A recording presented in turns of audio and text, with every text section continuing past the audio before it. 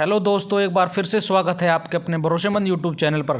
देश भर के लगभग 77 लाख से ज़्यादा पेंशन धारकों की लंबे समय से चली आ रही थी पेंशन बढ़ोतरी की मांग। पेंशन में हर साल संशोधन को लेकर संसदीय समिति ने केंद्र सरकार को लिखा था मांग पत्र। पेंशन धारकों को लगातार दबाव के चलते और आगामी लोकसभा चुनाव को देखते हुए एक्शन मोड में आई केंद्र सरकार। पेंशन बंपर बढ़ोतरी को मिली हरी झंडी। पूर्व रिटायर्ड सैनिकों के पेंशन संशोधन का रास्ता साफ। साल 2016 से होगा लागू। पेंशन एरियर जारी करने को आदेश। 4 साल 3 माह के बाद अब जाकर 18वां एरियर आखिरकार मिल ही गया।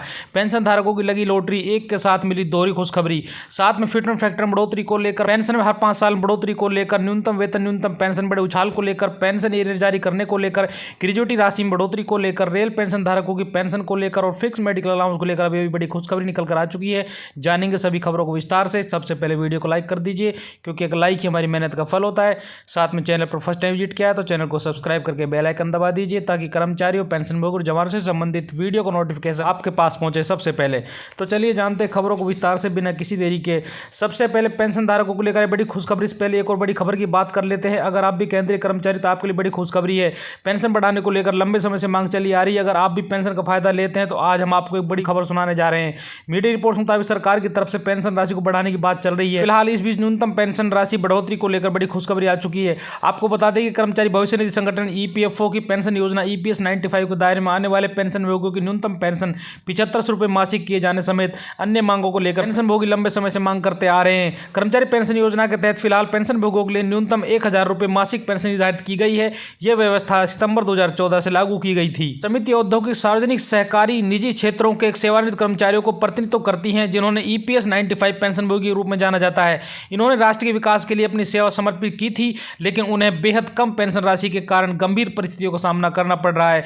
एनएससी के अध्यक्ष कमांडर अशोक राउत ने कहा कि ये पेंशनभोगी बहुत ही कम पेंशन के कारण संकटपूर्ण परिस्थितियों में जी रहे हैं और अपने परिवार और समाज में अपनी गरिमा खो रहे हैं। पेंशनभोगी महंगाई भत्ते के साथ मूल पेंशन 75 रुपये मासिक करने, पेंशनभोगी के जीवन साथी को मुफ्त स्वास्थ्य सुविधाएं और ईपीएस 95 के दायरे में नहीं आने वाले सेवानिवृत्त कर्मचारियों को भी इसमें शामिल कर 5000 रुपये मासिक पेंशन देने की मांग कर रहे हैं। सरकार ने देश के पूर्व सैनिकों को बड़ा तोहफा दे दिया है। उनकी पेंशन में रिवीजन करने का फैसला किया है, यानी उनकी पेंशन बढ़ोतरी होने वाली है। इससे 2006 से पहले रिटायर्ड जवान और अफसरों की पेंशन बढ़ जाएगी। ये वो पेंशनधारी हैं जो 5 वेतन आयोग में 6500 से 10,000 रुपए पे स्केल के लिए पेंशन पा रहे थे। ये रिवीजन 1 जनवरी 2016 से माना जाएगा। केंद्रीय और राज्य कर्मचारियों के लिए 7 वेतन आयोग भी इसी तारीख से लागू है। All India audit and accounts association का assistant secretary general Harishankar Tiwari ने जी बिजनेस डिजिटल को बताया कि उससे उन पेंशनरों को ज्यादा फायदा होगा जिनकी रिटायरमेंट के वक्त सैलरी 17,000 रुपए महीने से कम थी।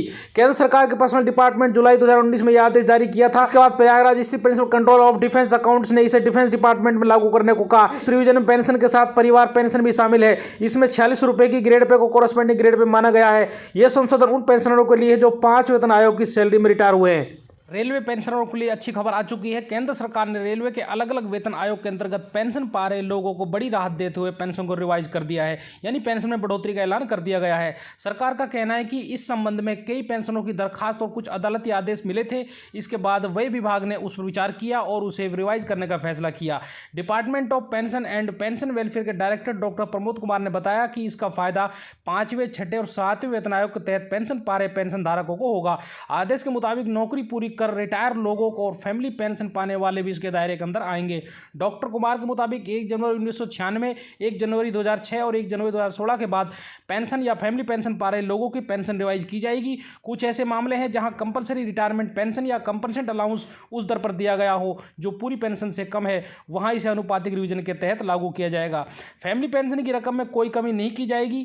देश में करीब 15 लाख रेल पेंशन भोगी हैं। इसके साथ ही रेल मंत्रालय ने पेंशन भोगियों को पेंशन और पेंशन भोगी कल्याण विभाग के अधिकार क्षेत्र में लाने के प्रस्ताव को मंजूरी दे दी है। सरकार की मंजूरी का मतलब है कि पेंशन नियम जो केंद्र सरकार के सभी पूर्व कर्मचारियों को नियंत्रित करते हैं, रेलवे अधिकारियों पर भी लागू होंगे। अगली बड़ी खबर की बात करते हैं। रक्षा मंत्री राजनाथ सिंह ने दीपावली से पहले 1 रैंक 1 पेंशन स्कीम की 3री किस्त जारी करने का आदेश दिए हैं। रक्षा मंत्री राजनाथ सिंह ने गुरुवार को यह आदेश जारी किया।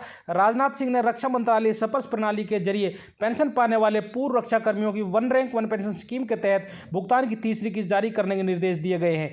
रक्षा मंत्री कार्यालय के मुताबिक सभी पूर्व सैन्य कर्मियों की पेंशन के लिए OROP यानी वन रैंक वन पेंशन की तीसरी किस्त दीपावली से पहले जारी करने का निर्देश दिया गया है।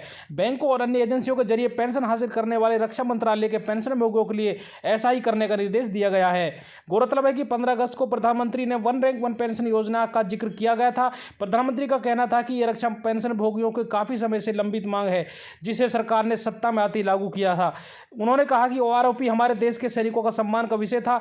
जब हम सत्ता में आए तो हमने इसे लागू किया। आज पूर्व सैनिकों और उनके परिवारों तक 70,000 करोड़ रुपए पहुंचाए गए हैं। सरकार ने रक्षा बलों के कार्मिकों पारिवारिक पेंशन भोगियों के लिए वन रैंक वन पेंशन को लागू करने का ऐतिहासिक निर्णय लिया गया। 1 जुलाई 2014 से पेंशन में पुनरीक्षण के लिए 7 नवंबर 2015 को नीति पत्र जारी किया। उक्त नीति पत्र में यह उल्लेख किया गया था कि भविष्य में पेंशन हर 5 वर्ष में फिर से निर्धारित की जाएगी। साल 2024 की शुरुआत हो चुकी है और इसके साथ ही केंद्रीय कर्मचारियों के लिए बड़ा अपडेट आ गया है। इसके तहत कर्मचारियों की सैलरी जल्दी बंपर बढ़ोतरी देखने को मिलेगी। पहले उम्मीद थी कि साल खत्म होते होते सरकार इस पर फैसला लेकर कर्मचारियों को नए साल का तोहफा दे सकती है, लेकिन ऐसा नहीं हो सकता। अब केंद्र सरकार के कर्मचारियों को उम्मीद है कि सरकार जल्दी फिटमेंट फैक्टर को रिवाइज करने का ऐलान कर सकती है। रिपोर्ट्स की माने तो कर्मचारियों की लंबे समय से चली आ रही इस मांग को लेकर कई दौरे की बैठकें की जा चुकी हैं। फिटमेंट फैक्टर बढ़ोतरी को लेकर गहन विचार विमर्श किया जा चुका है। खबरों के मुताबिक सरकार इस फिटमेंट फैक्टर बढ़ोतरी का ऐलान मार्च 2024 में कर सकती है। अगर ऐसा होता है तो फिर केंद्रीय कर्मचारियों की सैलरी में जोरदार इजाफा देखने को मिलेगा। ये उनके लिए नए साल का सबसे बड़ा तोहफा साबित होगा। मार्च में फिटमेंट फैक्टर में इजाफे की उम्मीद दरअसल इसलिए बताई जा रही है कि आगामी लोकसभा चुनाव को मद्देनजर रखते हुए केंद्र सरकार कर्मचारियों को लुभाने के लिए बड़ा फैसला ले सकती है और फिटमेंट फैक्टर बढ़ोतरी का ऐलान कर सकती है। खबरों की माने तो आगामी लोकसभा चुनाव से पहले केंद्रीय कर्मचारी फिटमेंट फैक्टर बढ़ोतरी का तोहफा मिल सकता है। फिलहाल कर्मचारियों को 2.57% के साथ फिटमेंट फैक्टर के तहत वेतन मिल रहा है। अगर इसे बढ़ाकर 3.68 गुना कर दिया जाता है तो कर्मचारी का न्यूनतम वेतन 18,000 रुपए से बढ़कर 26,000 रुपए हो जाएगा। कर्मचारियों को फरवरी महीने के अंत तक बड़ी खुशखबरी मिल सकती है।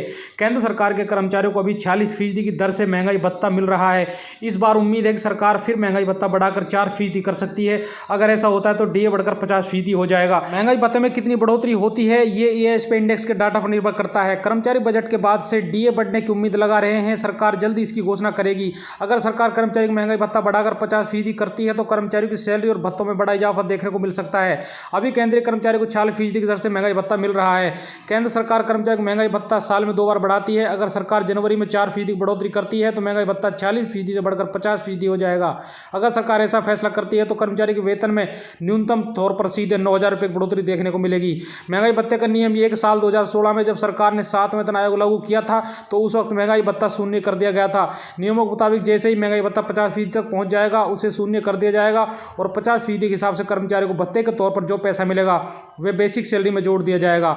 अगर किसी कर्मचारी की बेसिक सैलरी 8,000 रुपये है तो उसे 50% डीए के 9,000 रुपये मिलेंगे, लेकिन डीए 50% होने पर बेसिक वेतन में जुड़ जाएगा और फिर से महंगाई भत्ता 0 कर दिया जाएगा। केंद्रीय कर्मचारी लगातार मांग करते आ रहे थे कि 18 माह एरियर उनका हक है जो उन्हें हर हाल में मिलना चाहिए और उसका पैसा रोकना नहीं चाहिए। एरियर की डिमांड को लेकर कर्मचारी ने कोर्ट में भी अपील की थी। इस पर सुप्रीम कोर्ट ने सरकार को यह कहकर विचार करने के लिए कहा था कि यह कर्मचारियों का हक है, इसे फ्रीज किया जा सकता है लेकिन रोका नहीं जा सकता।